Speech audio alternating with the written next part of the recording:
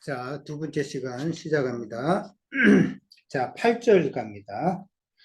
만물을 그 발 아래에 복종하게 하셨다라고 그랬습니다. 그러니까 그 7절부터 봐야 되는데 7절부터 보면은 천사보다 잠깐 못하게 되지 성육신 하셔가지고 영광과 존귀로 간을 씌우셨다. 그러니까 성육신 하셔서 구속을 이루시고 그 다음에 만왕의 왕이 되셨으면은 그 다음에 모든 만물이 그에게 복종을 해야 되는 것이죠.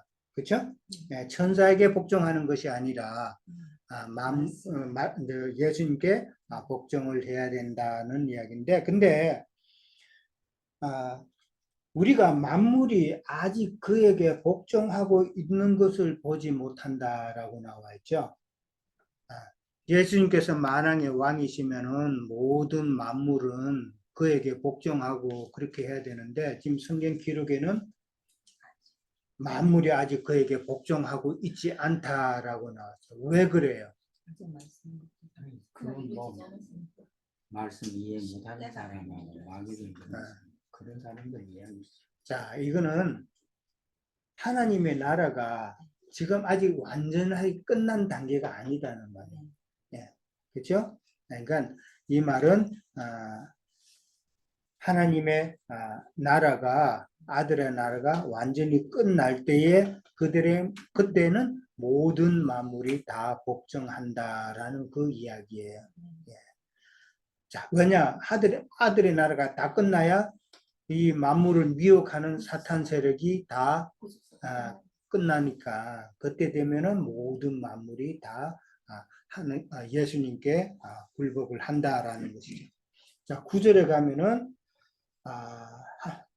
모든 사람을 위하여 죽음을 맛보려 하셨다라고 그랬어요. 이거는 구속을 위한 것이죠. 구속을 위해서 사망의 권세를 깨고 구속을 하기 위함이다라는 그 이야기. 자, 그 다음에 10절에 갑니다. 만물이 그를 위하고 또한 그로 말미암은 이가, 자, 그는 누구예요?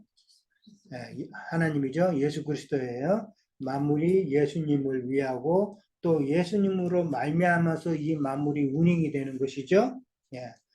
그 다음에 많은 아들들을 이끌어 영광에 들어가게 하시는 일에 그들의 구원의 창시자를 고난을 통하여서 온전하게 하셨다. 구원의 창시자라는 말이 나와요. 예.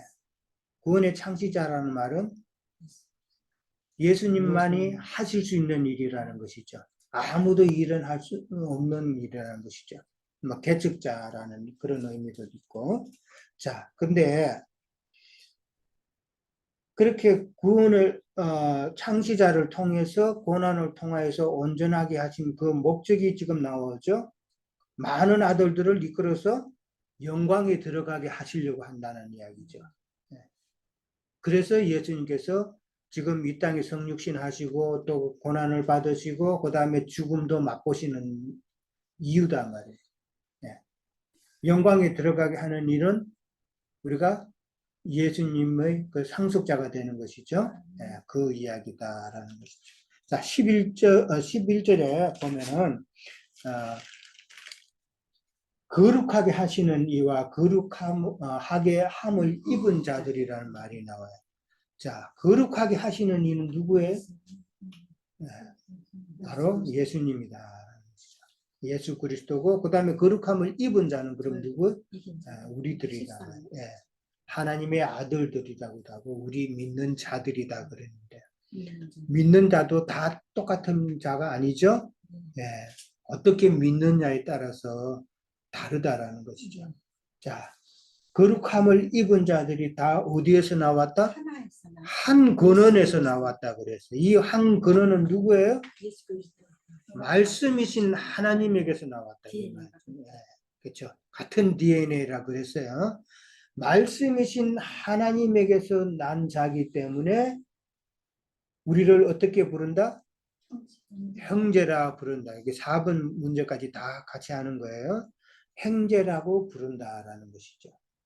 그러니까 이 형제라는 단어가 얼마나 축복된 칭호인가를 우리는 이해를 하셔야 돼요.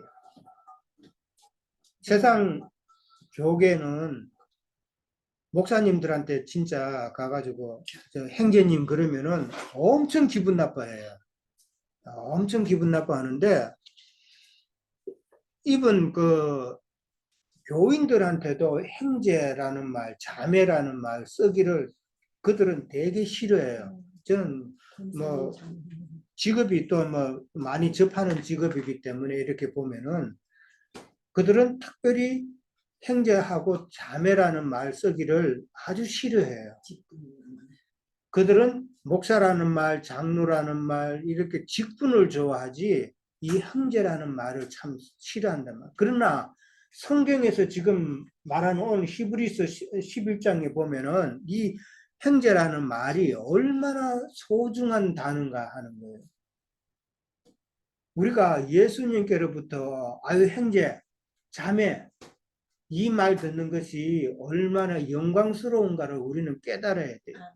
아까도 이야기했지만은 예수님께서 우리를 형제라 부르지 않는 그거는 우리가 복음을 소홀히 여긴 결과에 따른 보응이잖아요. 그죠? 아까 이야기 제가 드렸죠. 그러니까 형제라고 부르는 것이 얼마나 참 자랑스러운 것인가 한 근원이다. 이 말을 우리는 깊이 잘 이해를 하셔야 됩니다. 자, 그것이 이제 큰 구원의 마지막, 그러니까 목적은 많은 이들을 하나님의 영광에 들어가게 하는 것이다라는 것을 우리는 이해를 해야 됩니다. 예수님과 교회는 동일한 생명이라는 말이에요. 결국은 이게 창세기에서 나오죠. 누가 나와요? 아담과 하와가 나오죠. 네. 아담과 하와를 갖다가 그렇게 표현한 것은 아담이 하와를 보고 뭐라 그랬어요? 이는 내 뼈 중에 뼈요, 살 중에 살이로다. 이 말은 내 몸이라는 말이잖아요. 내 몸. 내 몸은 내 아들이잖아요. 그렇죠? 아들들이 왜 우리가 아들 딸이 왜 귀해요? 나기 때문에 그런 거예요. 나. 나기 때문에 내 자신이기 때문에 아들 딸이 귀한 것이지 남의 아들 딸은 아니잖아요. 그렇죠? 그런 의미를 우리는 생각해야 된다. 아담이 하와에게 이는 내 뼈 중에 뼈요 살 중에 살이라고 한 것은 교회와 예수님과의 관계를 표현한 말이다. 그러니까 동질성을 강조하는 거다 말이에요. 같은 DNA고 같은 한 권원에서 하나님의 말씀으로 난 자다 이 말이란 말이에요. 그러면은 세상 교회계에서 하나님을 믿는 자라고 하는 자들은 말씀을 믿는다고 하지만 그들은 미혹된 자들이다 말이에요. 왜? 다른 것으로 같은 영으로 하나님의 말씀을 귀하게 여기지 않고 영의 말씀을 우리가 전해도 그들은 우리를 흘러보내죠. 그런 자들이기 때문에 그들에게는 그런 복이 없다는 것이죠. 자, 그 다음에 12절에 가면은 이제 11절에 가면은 이제 12절에 가면은 이르시되 내가 주의 이름을 내 형제들에게 선포했다라고 나와요. 주의 이름은 하나님의 이름이죠, 지금. 하나님을 갖다가 내 형제들에게 선포했다 그랬어요. 요한복음 20장 17절 참고해서 한번 봅니다. 요한복음 20장 17절 다 같이 봅니다. 예수님께서 하나님을 예수님의 형제들에게 어떻게 표현을 했는가 하는 거예요. 신약 183페이지쯤에 있어요. 17절, 20장 17절 가면은, 자, 이거는 지금 예수님께서 막달라 마리아에게 하시는 말씀이죠. 막달라 마리아에게 하시는 말씀인데, 자, 다 같이 읽습니다. 예수께서 이르시되, 나를 붙들지 말라. 내가 아직 내 아버지께 올라가지 아니하였노라. 너는 내 형제들에게 가서 이르되, 내가 내 아버지, 곧 너희 아버지 내 하나님 곧 너희 하나님께로 올라간다 하라 그랬죠. 자, 예수님께서는 하나님을 갖다가 형제들에게 어떻게 이야기했다고요? 내 아버지 곧 너희 아버지라고 그랬다. 이 말씀이 참 귀한 말씀이에요. 예수님께서 우리를 보고 자기 아버지를 또한 우리에게도 같은 아버지라고 그렇게 말씀을 하셨단 말이에요. 그러니까 우리는 한 형제죠. 예수님과 나는 형제 자매가 되는 거예요. 이 복음의 비밀이 얼마나 귀한가를 우리는 지금 알아야 되는 거예요. 예. 예수님께서 우리에게 말씀하실 때 이제는 너희가 나와 한 영이 되었기 때문에 우리가 어떻게 하나님을 우리가 어떻게 불러요? 아바 아버지라 부른다 그랬어요. 예수님께서 인자 예수님으로 몸으로 계실 때는 부활하여 그 영이 우리에게 오시기 전에는 인자 예수님 때는 우리가 하나님을 아바 아버지로 부를 수 있어요, 없어요? 못 부른단 말이에요. 왜? 예수님이 맏아들이 되셔야 되는데 구원의 창시자가 되셔야 되는데 아직 안 됐었기 때문에 영으로 오시지 않으셨기 때문에 우리가 하나님을 아바 아버지로 부를 수 있는 단계는 아니다라는 말이에요. 그러니까 예수님께서 이제는 구원의 능력으로 영으로 오셨기 때문에 이제는 지금 부활하셨잖아요. 있죠? 막달라 마리아에게 지금 부활하셔가지고 이제 영의 몸이 되셨기 때문에 영으로 오셨기 때문에 우리가 하나님을 아바 아버지라 부를 수 있다라는 이 이야기단 말이에요. 그러니까 내 하나님 곧 너희 하나님, 내 아버지 너희 아버지, 아버지로 선포했다. 예, 그렇죠. 그렇죠. 그 다음에 이제 마리아가 지금 예수님을 잡으려고 그랬죠. 근데 예수님께서는 좀 매정하게 잡지 말라고 그랬죠. 왜 그래요? 예.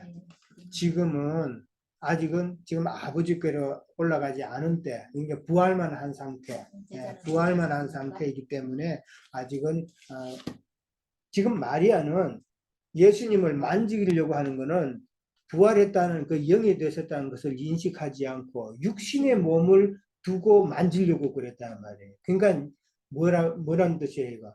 이제는 육신의 몸이 아니라 영의 몸이니까 네가 나를 만지는 그런 거는 아니다라는 것이죠.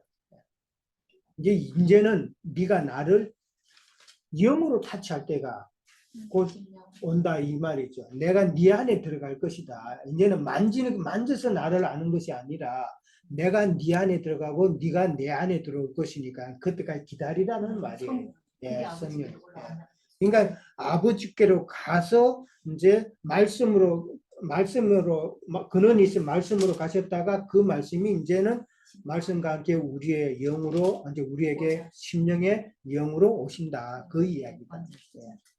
자, 그 다음에 그러니까 얼마나 이 말이 중요한지 잘 이해를 해야 돼. 마태복음 12장 50절에 보면은 그냥 들으세요. 마태복음 12장 50절에 보면은 예수님의 그 형제와 그 어머니 마리아가 예수님을 만나러 옵니다. 알죠? 네. 그런데 예수님께서 뭐라 그랬어요? 누가 내 형제여 자매냐? 내 형제 자매는 누구라? 하늘에 계신 내 아버지의 뜻대로 행하는 자가 내 형제여 자매여 어머니라라고 그랬단 말이에요. 이 말이 무슨 말이에요? 하늘에 계신 아버지의 뜻대로 믿음 생활하는 자들이 예수님의 형제 자매가 될 수 있다. 예. 그러니까 예수님께서 영으로 오셨는데 그 같은 영, 그러니까 하나님의 말씀을 레마의 말씀으로 영의 말씀으로 깨달아 인식하는 것이 참 하나님께서 원하시는 그 우리의 믿음의 길이잖아요. 그거대로 행해야만이 우리가 예수님의 형제 자매가 될 수 있다라는 그 말이 돼. 어떤 믿음 생활을 했느냐의 문제다 말이에요. 자, 그 다음에 14절에 보면은 13절에 봅니다. 또다시 내가 그를 의지하리라. 그 다음 12절에 보면 주를 교회 중에서 찬송한다 그랬어요.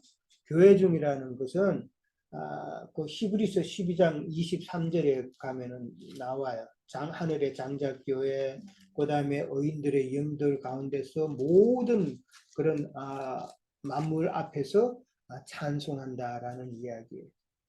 또다시 내가 그를 의지한다. 이 의지한다는 말은 시편 18편 2절에서 인용한 말씀이에요. 시편 18편 2절에는 어떻게 나와 있어요? 한번 찾아볼까요? 우리가 잘 아는 거예요. 시편 18편 2절. 굉장히 많더라고요. 18편 2절.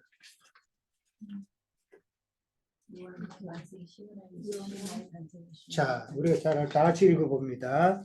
여호와는 나의 반석이시여, 나의 요새시여, 나를 건지시는 이시여, 나의 하나님이시여, 내가 그 안에 피할 나의 바위시여, 나의 방패시여, 나의 구원의 뿌리시여, 나의 산성이로다. 내가 찬송받으실 여호와께. 참 많은 표현이 나와 있죠. 이런 많은 표현인데 내가 여호와를, 그러니까 예수 그리스도죠. 내가 하나님을 의지 안 할 수가 있느냐. 그분을 의지하라는 그 이야기단 말이에요. 지금 천사들을 의지하지 말고. 자, 그 다음에 14절에 가면은 자녀들은 혈과 육에 속하였음에 그도 또한 같은 모양으로 혈과 육을 함께 지니심은, 자녀들은 혈과 육에 속하였다는 이거 누구를 말하는 거예요? 우리들이죠. 예, 우리들은 다 혈과 육에 속했기 때문에 예수님도 곧 같은 모양으로, 같은 모양의 혈과 육으로 함께 오셨다 이 말이잖아요, 그렇죠? 그렇게 오신 것은 죽음을 통하여서 죽음의 세력을 잡은 자, 곧 마귀를 멸하시기 위해서. 그 다음에 또 예수님께서 십자가에 죽으신 두 가지 이유죠. 죽음의 세력을 잡은 마귀를 멸하기 위해서 오셨고, 그 다음에 거기는 죽기를 무서워 한평생 매여 종로를 타는 모든 자를 놓아주려 하십니다 라고 그랬어요. 자, 로마서 5장 14절에 보면은 사망이 왕노릇한다고 그랬어요. 그렇죠? 로마서 5장 14절에 사망이 왕노릇한다는 것은 참 이 죽음을 가지고 우리에게 지금 왕노릇하고 있잖아요. 그렇죠? 다 우리는 그게 메인자가 되어 있잖아요. 그래서 당장 누가 죽인다 그러면 당장 무섭죠. 근데 이 죽음이라는 것은 영적인 죽음도 있는 거였죠. 육적인 죽음도 있지만은 영적인 죽음도 우리가 생각을 해봐야 된다. 자, 죽음의 종로를 타는 자를 해방하는 자들은 우리가 죽음의 공포 매여 있는 것에서 해방하려면은 우리가 어떻게 해야 될 것 같아요? 우리에게는 부활의 소망이 있어야 된다. 우리는 이 땅에서 사는 것은 육을 몸을 입고 이 땅에 사는 것은 잠시라는 거. 이런 하나님의 경륜에 대해서 우리는 확실한 소망이 있으면은 죽음에 매여서 두려워하는 그런 자를 좀 벗어날 수 있다는 것이죠. 그러니까 우리가 강구하는 것은 이 땅에서 어떻게 되는 것이 아니라 우리가 원하는 바는 영의 세계단 말이에요. 육신의 세계는 우리가 80, 90, 요즘은 100세 시대라 하지만은, 그러나 우리의 영은 영원하다는 말이에요.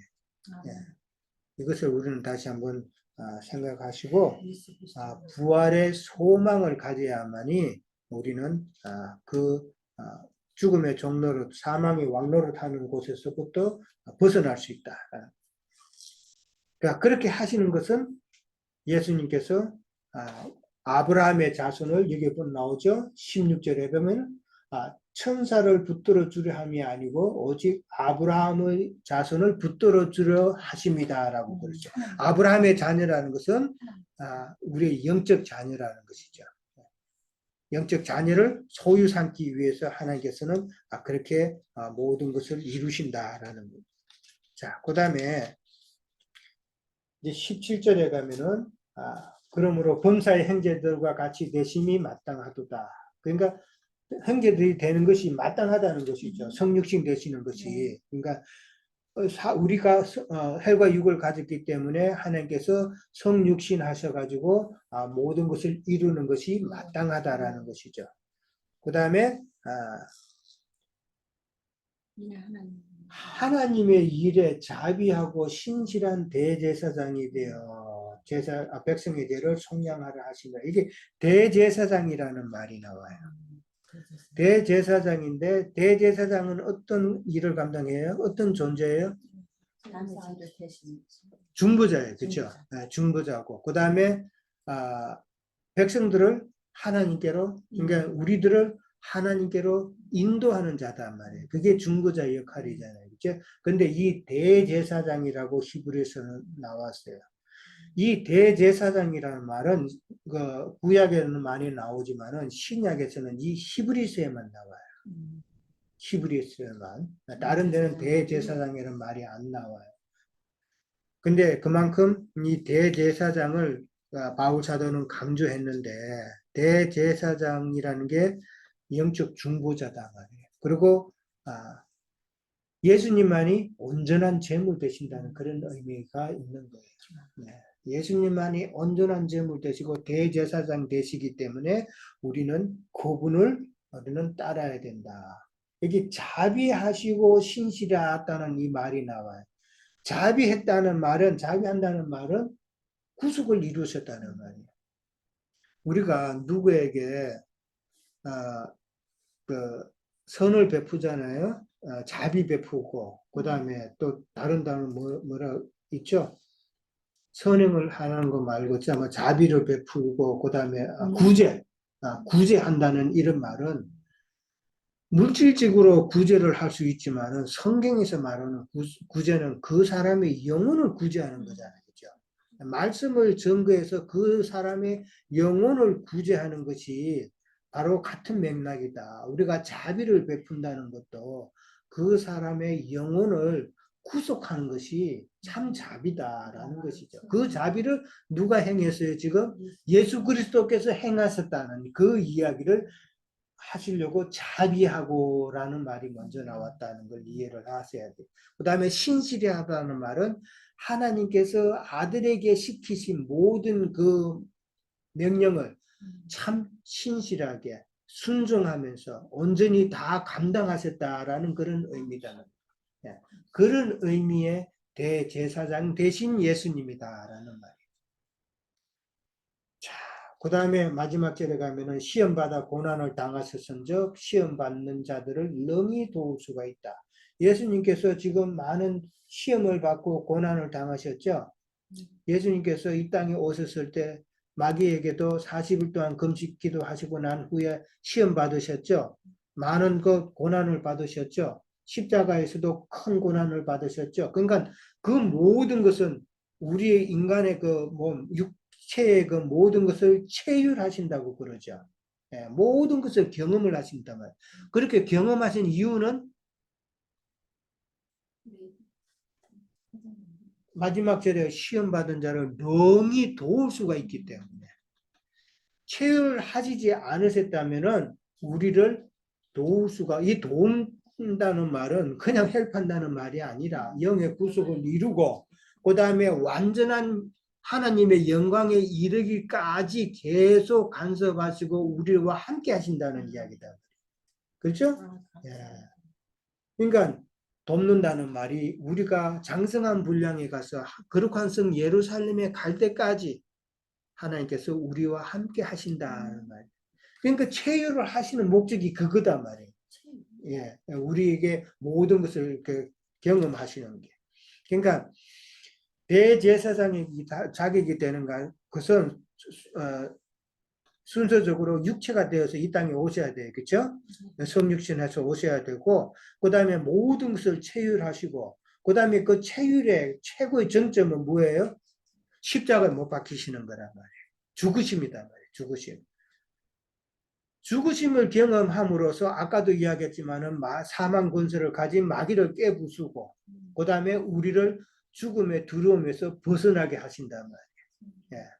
그 다음에 그 죽음의 그 권세를 깨뜨리시고 그 다음에 영으로 오셔가지고 그 다음에 영으로 오신 이유는 교회를 세우시는 거예요. 우리 몸에 우리 심령 안에 하나님의 전을 세우시는 것이다 말이야. 그렇게 하심으로 우리를 하나님의 거룩한 영광에 들어가도록 인도하시는 거다. 그것이 바로 예수님께서 이 땅에 오신 목적이다. 그러니까 목적이고 그 다음에 교회를 세우신 목적이다라는 것이죠. 이게 얼마나 중요한 복음의 진리인지 몰라요. 그러니까 로마서 8장 29절에도 보면은 그를 맏아들로 부르시고 맏아들로 세우시고 그다음 또한 그를 부르시고 그를 또한 의롭다 하시고 그다음에 마지막에는 예수님을 영화롭게 하셨다라고 로마서 8장 29절에 나와요. 예수님을 영화롭게 하셨다라는 말은 만왕의 왕이 되셨고 모든 우리들을 구속을 이룰 수 있는 그런 영광의 자리로 이끌어 주시는 분이 되셨다라는 그 이야기다. 그러니까 얼마나 참 존귀한 분인가. 그러한 존귀한 분을 우리는 천사보다도 뛰어나고 그렇기 때문에 우리가 참 순종해야 될 존재라는 것을 바울은 지금 이야기하고 있다는 것이죠. 그게 오늘 2장의 주 내용이라는 것이죠. 자, 그럼 여기까지 합니다. 수고하셨어요. 감사합니다.